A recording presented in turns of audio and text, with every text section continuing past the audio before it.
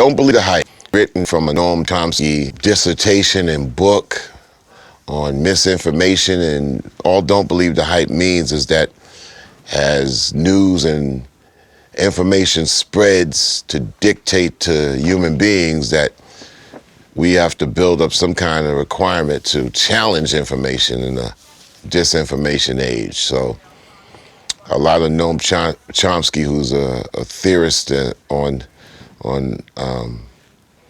propaganda, mind control, and twisted governing order, Don't Believe the Hype kind of knocked it down into a rap song.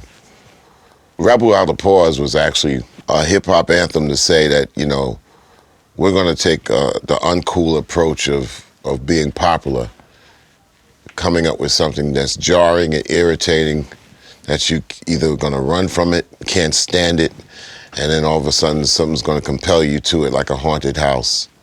So we didn't make records that immediately meant to appeal, especially the women. We was like, if I could have got my girlfriend to hate a record, that means that's the type of record I wanted to. That's the type of record that I wanted to make.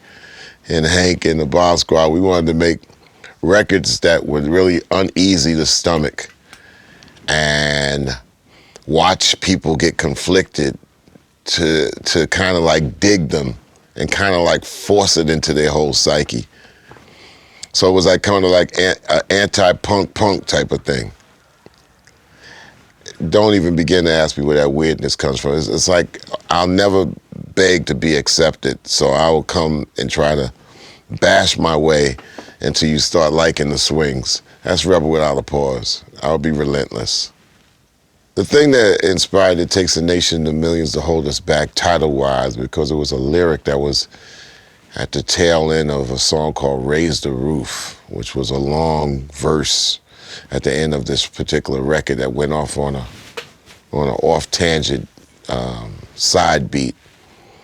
And there was a line in there, you know, takes a nation of millions to hold us back.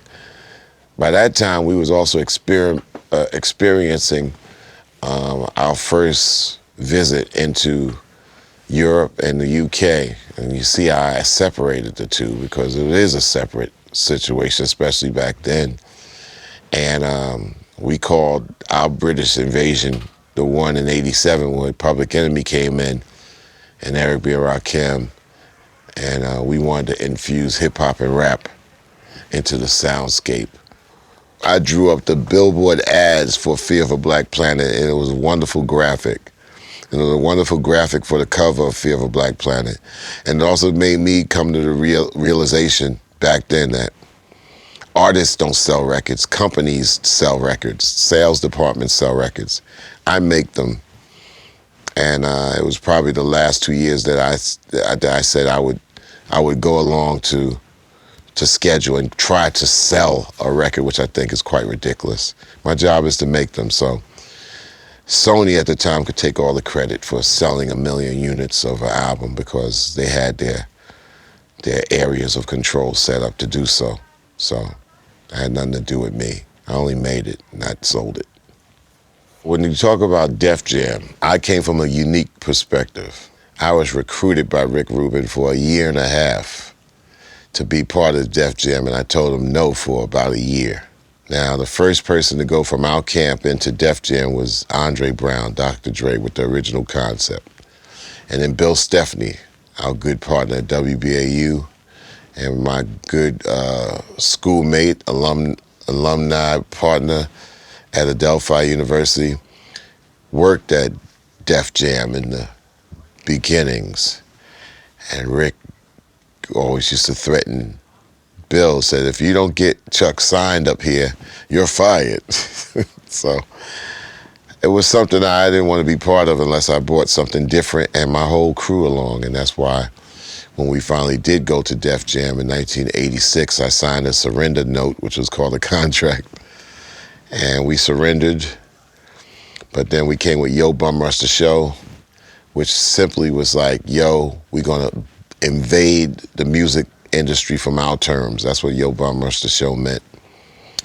And later on, they had a show called Yo MTV Raps, and I just told people quite recently, well, they got the name from us, from our first album, Yo Bum Rush the Show, because the first Yo MTV Raps was here in London.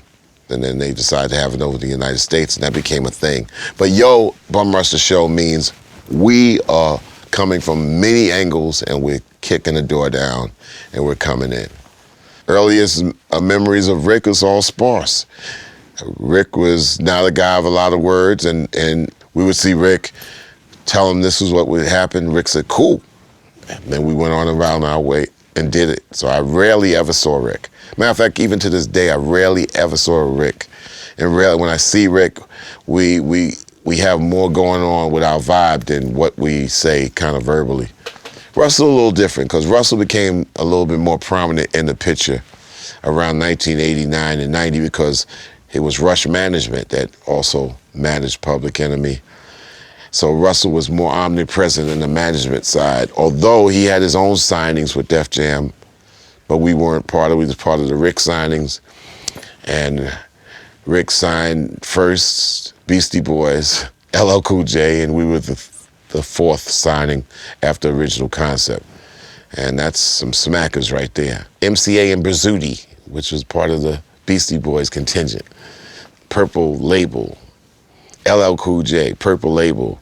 Then they went and got distributed by CBS. So, you know, they had I Need a Beat, Rock the Bells on the B-side. You know, they had the other Rock the Bells. It's like, wow, they're doing a lot of innovative things with these 12 inches.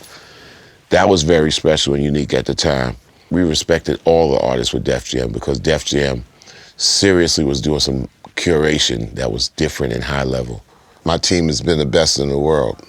And I come from a place where we are judged by the sum of all the parts. So I'm just like one of the guys, but I could brag about my other teammates like they're the best in the world, because they are. So did I know at that time we was gonna make an impact on hip hop culture? Yeah, because we knew we knew what everybody was doing. And we knew where everybody was at, so we knew what they weren't doing. So I knew within 2 years it'd be easier to climb to the top through the area that we were climbing through, because nobody wanted to go that route. Everybody wanted to go the pretty route. We went the ugly route, and very much jarring, on fire. When we say bring the noise, it's not just about bringing the sound, it's bringing a dissonance with your opinion, who you are. I mean, the skin is noisy. It's like, oh God, all these black guys walking in the room, you know, it's blaring out like a loud sax. It's like, you know, it's like, wow, you know, in the Western world, especially things were so white rooted at that particular time, you know, 12 black guys walking in the room is like, they don't have to make a sound. This is going to be loud just with the skin tone. And we knew that, and we wanted to just match the sound and the voices and the opinion with it, and all of them were noisy. And we could dig that. So yeah, we knew that was going to make world change very quickly, because it wasn't allowed. So we took a blade to that. The only thing that I see in my future, and I've said this since the Rock and Roll Hall of Fame induction, which was, we became the 36th group ever to get in our first year. If we never was able to leave the United States, it never would have happened, because the United States was very quick to suffocate anything. So we got our passports and went to 98 countries and did 90, exactly to this date, 98 tours and over 3,000 shows around the world in that time frame. But our only mission right now is service. And why not start servicing what you do and where you come from? Cultural, you know. I'm a culturalist. I'm an earthicist. I've traveled the earth. There's no need for me to say I'm a citizen of one government. It's a ridiculous thing to say when you travel the earth so many times. People that say, where are you from? I'm from the planet Earth. It's alien to say somebody can't visit the planet Earth. It's derogatory to human existence. Whether you're a culturalist. Yeah, I'm a culturalist because I believe culture brings people together better than politics and religions. And a culturalist actually is somebody that says, you know, we're brought together for our similarities as human beings as opposed to the differences.